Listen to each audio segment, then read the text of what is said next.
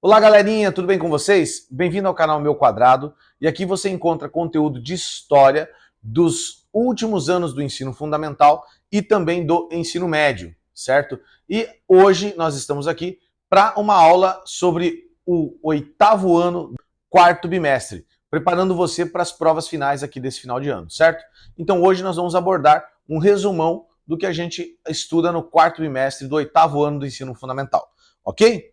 Então, vamos lá para a nossa aula. Revisão, oitavo ano, ensino fundamental, quarto bimestre. Um dos assuntos mais falados e mais estudados nesse quarto bimestre é o Segundo Império. O Segundo Império é o reinado de Dom Pedro II. Contextualizando um pouquinho para você, Dom Pedro I vai embora do país, vai lá para Portugal, defender o reinado da filha dele e deixa aqui no Brasil o seu filho com apenas 5 anos de idade. Nós vamos ter o período regencial no Brasil e ao final do período regencial, que vai ser marcado pelo chamado golpe da maioridade, quando aos quase 15 anos Dom Pedro II assume o trono do Brasil.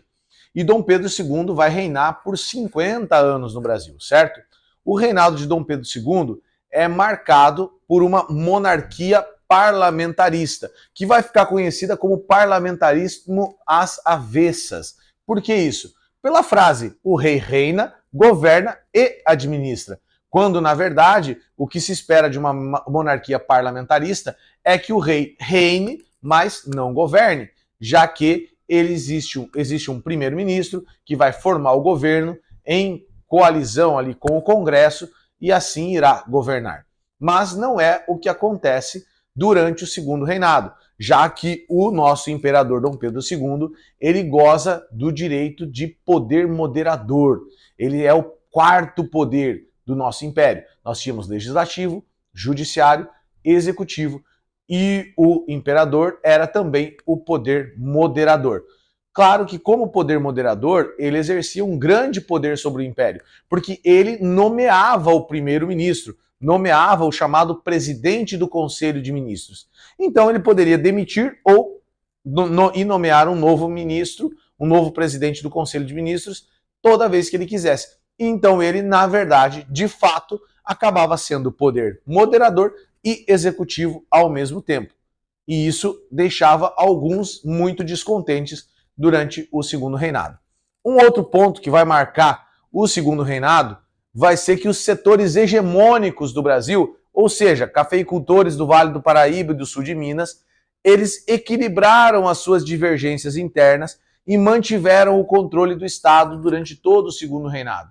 Ou seja, o imperador, apesar de ser o poder moderador, apesar de ter grande influência no governo, ele não conseguiu, durante o seu reinado, contradizer os interesses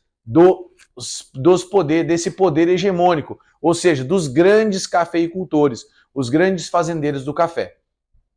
Um pouquinho mais à frente, a gente vai falar sobre esse império do café no Brasil durante o segundo reinado. Esses poderes hegemônicos, o que eles vão fazer na prática? Eles vão garantir que o Brasil continue sendo um grande agroexportador.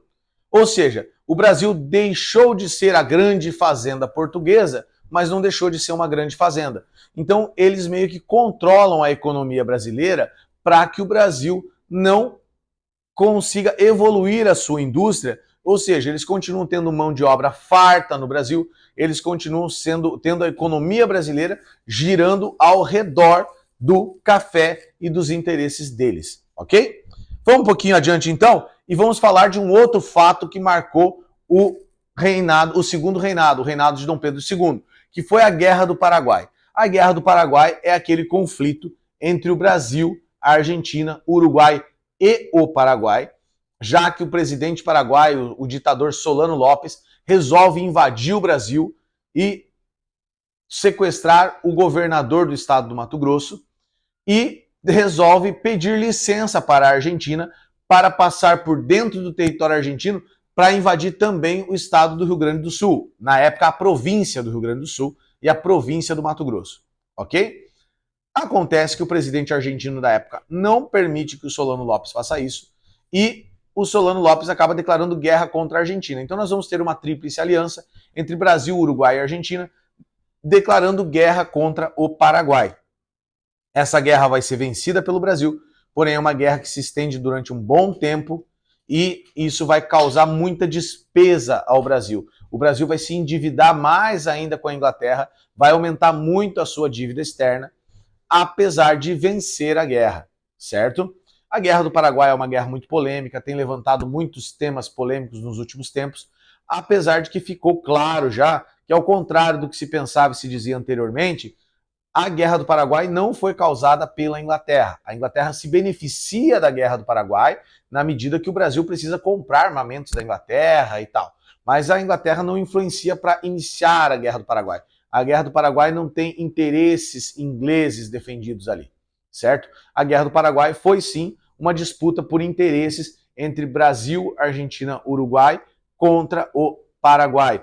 Muito pela influência de Brasil e Argentina ali na região do Rio da Prata, que era a ligação que o Paraguai queria ter com o mar, né, com o Oceano Atlântico. E para isso o Paraguai se incomodava demais com a influência brasileira sobre o Uruguai, já que o Uruguai já tinha se tornado um país independente desde a Guerra da Cisplatina, mas o Brasil continuava tendo muita influência na política uruguaia, intervindo inclusive no Uruguai e trocando presidentes, derrubando presidentes.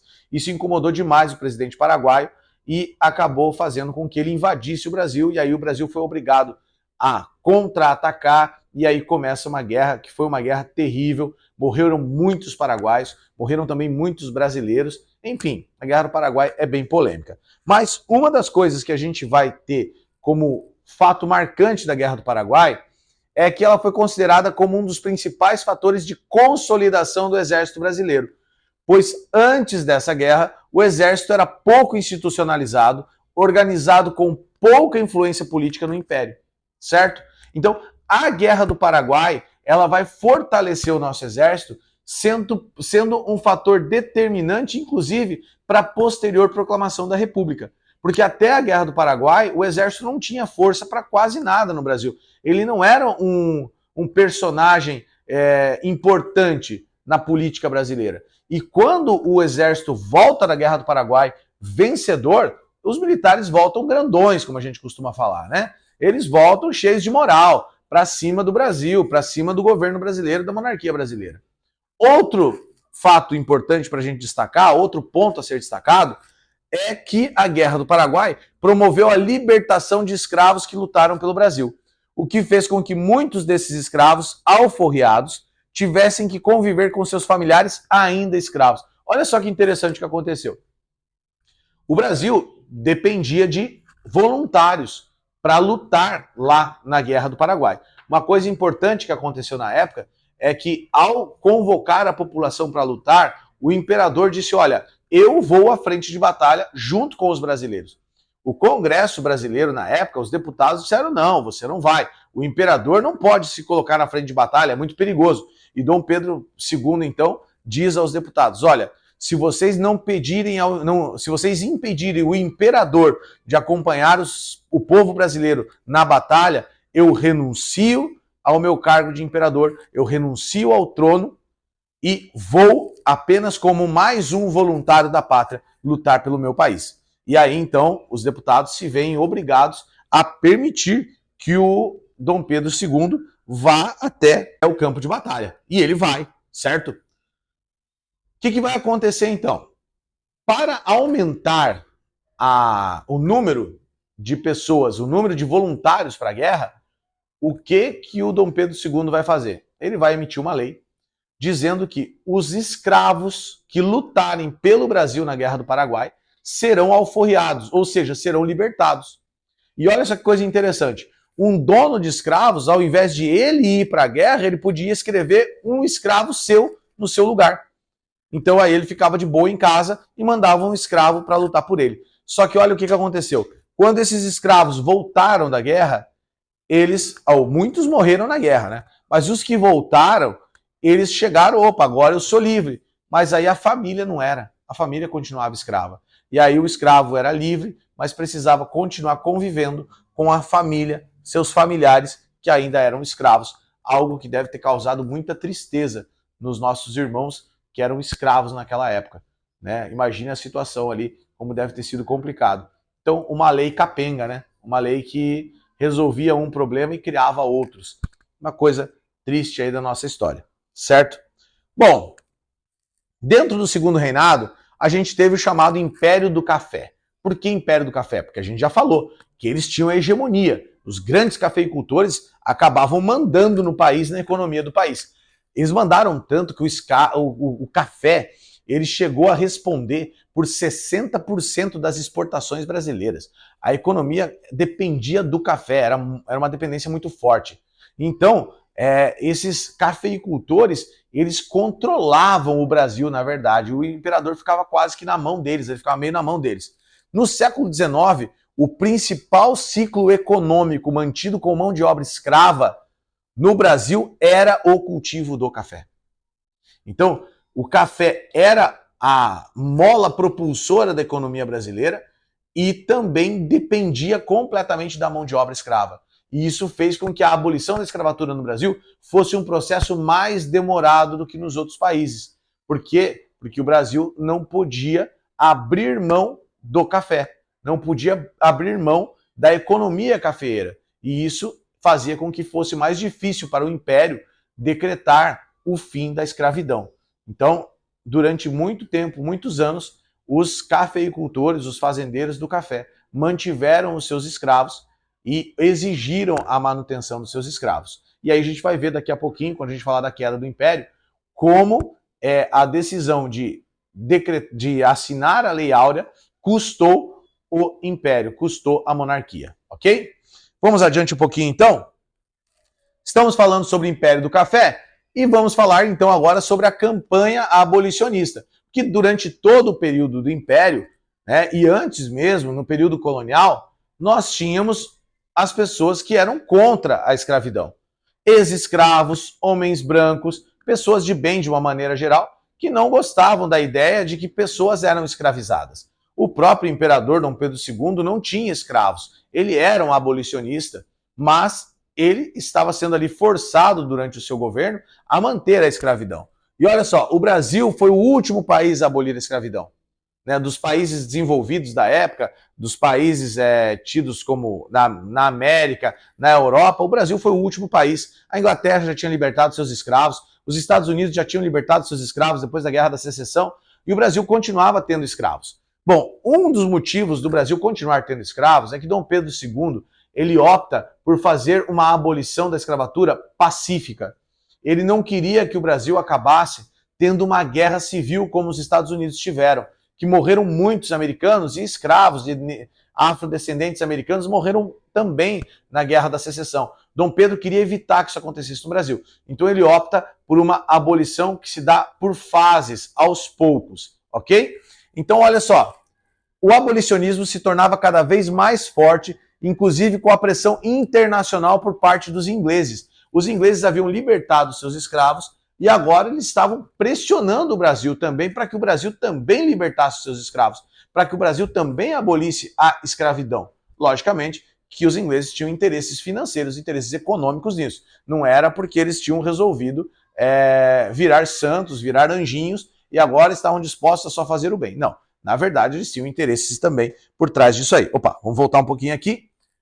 Porém, o Brasil enfrentava a resistência por parte da elite cafeeira, que mantinha a noção de escravo como um bem, o que exigia uma indenização para os proprietários de escravos. Ou seja, os cafeeiros entendiam que escravo era uma propriedade. Do mesmo jeito que você tem uma moto, um carro, que você tem uma casa, um imóvel, eles tinham escravos. Professor, eu tenho uma pergunta. Mas como assim a abolição da escravatura foi feita em partes? Ah, ótima pergunta, Lavínia. Como foi esse processo de abolição no Brasil? Vamos ver então? Olha só, o Brasil vai ter o seu processo de abolição acontecendo por etapas. Concordam comigo? Então, olha só, aqui nós temos as leis abolicionistas. Então, olha só, Lavínia, já desde 1831, o Brasil tinha leis que concediam liberdade a qualquer africano que chegasse a terras brasileiras. Acontece que essa lei não foi respeitada. Essa lei não foi cumprida. E o Brasil continuou recebendo escravos da África e escravizando essas pessoas. Então, sabe como é que é, né? Naquela época já tinha no Brasil a lei que não pega. Na verdade, o Brasil, lei tem que pegar, então já era assim naquela época. Em 1845, os ingleses vão apertar o cerco com o Brasil. E eles vão aprovar a lei Bill Aberdeen. O que é essa lei? Essa lei dava aos ingleses o direito de apreender no mar qualquer navio de bandeira brasileira transportando escravos. Então, se algum navio brasileiro estivesse fazendo tráfico negreiro e fosse pego pelos ingleses, os ingleses tinham o direito de abordar esse navio, apreender o navio, ok? Então, começou a complicar a coisa para o Brasil. O Brasil começa a ter mais dificuldade para receber escravos aqui no seu território. Em 1850, a gente vai ter a Lei Eusébio de Queiroz. Essa vai ser a lei que vai, de fato, acabar com o tráfico negreiro no Brasil. Então, desde 1845, o Brasil não recebe mais escravos vindos da África. E aí, a partir de agora, os cafeicultores, os proprietários de escravos vão depender só do mercado interno de escravos. Isso vai diminuir muito o volume de escravos no Brasil. A coisa começa a ficar mais difícil para os escravagistas, para os escravistas, ok? Em 1871, mais um golpe contra os escravistas, contra os fazendeiros proprietários de escravos. A Lei do Ventre Livre. Essa Lei do Ventre Livre, ela dizia que a partir dessa data, todo filho de escravos que nascesse seria livre. Só que aí tem um problema. A criança, ela tinha duas opções. Ou ela seria libertada aos 8 anos de idade, e o dono do escravo receberia do governo uma indenização. Olha a indenização voltando aí, né? Os donos de escravos nunca aceitando, os donos dos escravizados nunca aceitando abrir mão dos escravos. Então, ou ele libertava o escravo com 8 anos de idade e recebia do governo uma indenização por causa disso, ou então ele segurava esse escravo trabalhando para ele até os 21 anos e aí libertava o escravo aos 21 anos, mas não recebia nada do governo. Mas aí eu te pergunto, meu amigo, como é que você vai libertar uma criança de 8 anos? Quem é que vai sustentar essa criança? Então, a lei era meio complicada, era meio complexa, o que acabava fazendo com que a maioria das pessoas fossem libertas, dos escravizados fossem libertos só aos 21 anos, certo? Vamos lá então. Em 1880, a Lei dos Sexagenários. O que é a Lei dos Sexagenários? Todo escravizado com mais de 60 anos automaticamente se tornaria livre a partir dessa data. O problema todo era o seguinte: o trabalho era pesado. Um escravo dificilmente chegava aos 60 anos. E se chegasse aos 60 anos, ele não tinha condição de se sustentar. Quem que ia cuidar dessa pessoa? Então, era uma lei que, na verdade, dificultou muito a vida dos escravos. Porque ele queria a liberdade, mas ele passava fome, ia ter uma vida muito difícil. Então, também foi uma lei que não resolveu muito o problema deles. Mas, de qualquer forma, foi o Brasil evoluindo em direção à abolição total, que vai chegar em 1888 com a Lei Áurea assinada pela Princesa Isabel. Ok? Então, resposta dada. Foi assim que aconteceu a abolição da escravatura no Brasil. Só que a abolição da escravatura vai ser a gota d'água para nós chegarmos ao fim do Império Brasileiro. Certo? O que vai acontecer? Os militares estavam muito insatisfeitos com o governo brasileiro, porque eles queriam ter mais influência na política, eles queriam ter maiores salários, e o imperador não estava abrindo mão para eles com relação a isso. Então, com o fim da Guerra do Paraguai, membros do exército exigiram maior participação na administração do país. E como eles não conseguiram isso, eles começaram a tramar, então, a queda do império e uma república. Mas lembrando que eles queriam uma república que fosse, na verdade, uma ditadura militar. Eles não queriam uma república democrática para o povo escolher o seu governante. Eles queriam uma república onde os militares governassem, o que de fato vai acontecer, que nós vamos ter a República da Espada, com o Marechal Deodoro da Fonseca e depois com o Marechal Floriano Peixoto. Nós tínhamos também os fazendeiros do café, que eram fazendeiros que estavam revoltados com a abolição da escravatura e buscaram garantir uma forma de governo onde eles conseguissem manter os seus privilégios E com a abolição da escravatura, muitos senhores de escravos passaram a apoiar a causa republicana. Mas é porque eles realmente eram republicanos? Porque eles queriam uma democracia? Não, eles queriam uma vingança contra o imperador. Eles queriam uma garantia de que nunca mais haveria um poder como o do imperador que colocasse em risco os seus ganhos, a sua rentabilidade, a sua riqueza, a sua fortuna. Então, eles queriam garantir isso. Qual era a maneira que eles acharam? A república. Mas eles queriam uma república que fosse uma ditadura militar? Não. Eles queriam uma república onde eles fossem os governantes, onde eles governassem o país, eles ditassem os rumos do país e assim eles garantissem os seus privilégios, certo? E assim também tivessem a sua vingança contra o império que aboliu a escravidão sem pagar-lhes a indenização que eles tanto queriam. O imperador, a princesa Isabel, eles aboliram a escravatura, eles libertaram os escravos, mas não indenizaram os proprietários dos escravos. E isso causou uma grande revolta entre os cafeicultores, os fazendeiros do café. Existia também um pequeno número no Brasil, a gente precisa frisar isso, que não havia um grande movimento republicano no Brasil. Era um movimento pequeno que pedia uma república no Brasil.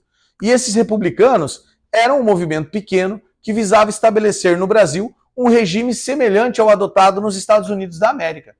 Ou seja, era formado por profissionais liberais, advogados, médicos, professores, jornalistas, que tinham lá os seus jornais, que inclusive publicaram o Manifesto Republicano, onde eles queriam o quê? Uma democracia. Eles queriam um regime parecido com o regime americano, com o regime dos Estados Unidos, onde o povo escolhesse o seu governante, onde o povo tivesse participação na vida política do país. Então olha só que interessante, né? Os militares, eles queriam uma república que fosse uma ditadura militar, governada por militares. E eles conseguiram, com a República da Espada, de Marechal Deodoro da Fonseca e Floriano Peixoto. Os fazendeiros do café, eles queriam uma república que fosse governada por eles, onde eles pudessem garantir os seus privilégios, manter o Brasil como uma grande fazenda, um grande agroexportador, deixando a indústria ali quietinha, só se desenvolvendo o mínimo necessário que fosse bom para a atividade deles.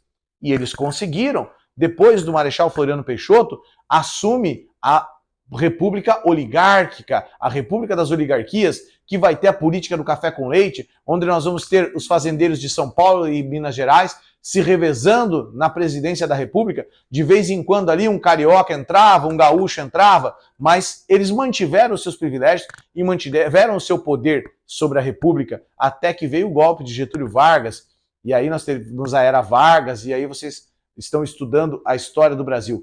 E nós tivemos esse terceiro grupo, que eram dos republicanos, que queriam uma democracia parecida com a democracia americana, onde o povo de fato participasse da vida política e governasse.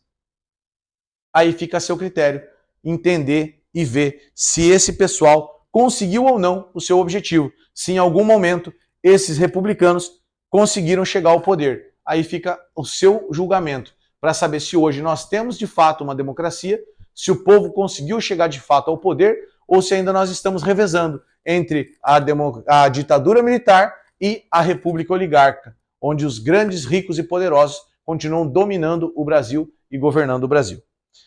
Bom, para nós partirmos já para o fim da nossa aula, vamos falar um pouquinho sobre o Barão de Mauá.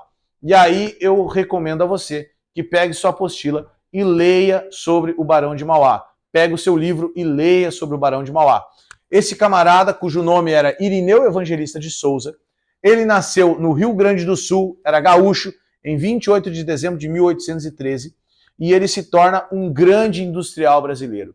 Ele vai começar a trabalhar como guarda-livros ainda aos 11 anos de idade, e ele vai se destacar no seu trabalho, vai ser promovido, vai começar a trabalhar em outras empresas e vai aprender a falar inglês e vai construir um grande império econômico, né? Dentro do Império Brasileiro. Ele vai prosperar muito. Só para vocês terem uma ideia, ele construiu ferrovias, ele trabalhou com empresas que fabricavam tubos de ferro, ele investiu na navegação do rio Amazonas, lá no norte do Brasil, e diversas outras até enfrentar a falência em 1876. Ele faz diversos investimentos em diversas áreas e ele vai quebrar em 1876 por causa de alguns investimentos que ele fez que não dão retorno. Talvez o principal deles seja o investimento que ele fez na navegação do Rio Amazonas, quando o governo brasileiro abre essa navegação do Rio Amazonas para outros navios estrangeiros. E aí ele começa a ter muitas dificuldades. E aí o pessoal coloca aí na história algumas divergências que talvez ele tenha tido com o Dom Pedro II, mas alguns historiadores dizem que não, que o Dom Pedro II permanece como um amigo dele, ou ao menos alguém com o qual ele tinha simpatia até o fim da vida do Barão de Mauá, certo?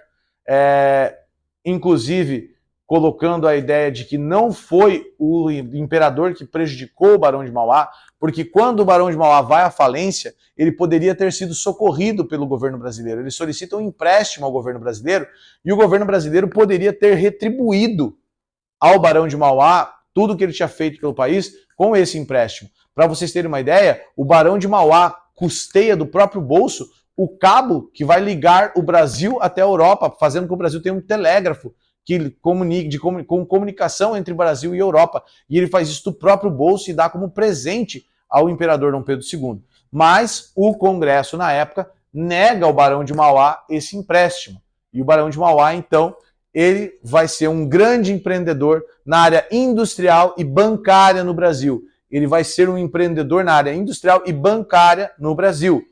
E ele termina seus dias, então, na sua casa em Petrópolis, após liquidar toda a sua fortuna e pagar as dívidas. E ele termina seus dias tranquilamente, com a consciência tranquila, sem dever nada para ninguém, porém falido. Ok? Queridos, assim então nós terminamos a nossa aula, terminamos a nossa revisão desse quarto bimestre. Pega esse conteúdo que nós tivemos aqui nessa aula e usa ele como base, ou seja, vê o conteúdo aqui no vídeo e vai para o livro, vai estudar, vai se aprofundar sobre o assunto. Isso aqui é um resumo que vai te dar a base que você precisa para fazer as provas finais. Ok, pessoal? Não esqueça então, dá o seu like, dá a sua curtida, faz um comentário sobre o que você achou da aula, se inscreve no nosso canal para dar uma força para nós também e nós teremos aí daqui a pouco outras aulas também no nosso canal, certo? Não se esqueça, quem conhece a sua história vai estar sempre muito melhor preparado para enfrentar o seu futuro. Conhecendo o passado, estamos preparados para os desafios que o futuro nos reserva. Valeu, gente. Um abraço e que Deus nos abençoe a todos.